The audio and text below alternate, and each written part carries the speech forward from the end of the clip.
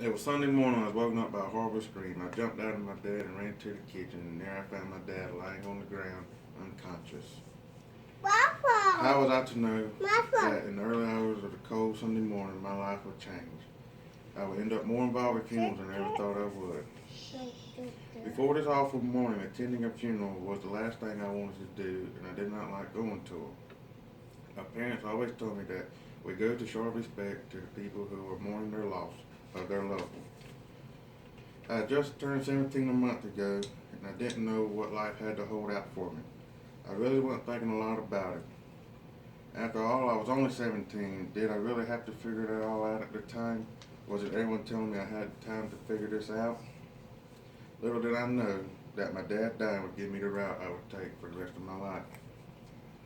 The days following my dad's passing were stressful. There was a lot of things we had to get done.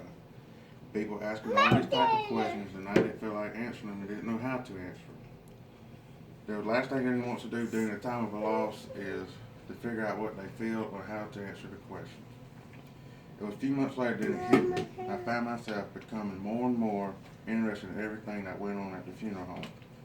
How was this or that? I wanted to know everything that went on and behind the scenes. One day I had to go sit down with Gary Matthews at the funeral home to talk about monument work. And I asked him about questions about what goes on and how things work. And he said, well, the only way you can learn is come on board and get your hands dirty. Then he suggested that I come work for him. I figured out it was really what I thought I wanted to do. 2.5 years later, I'm in the middle of learning how to become a funeral director, and I've helped many families through what has been some of the most stressful days of their lives, and found that helping others will help me move on with my mourning. Losing someone will change a person, change their outlook on life, but it does not mean that change cannot be found something good.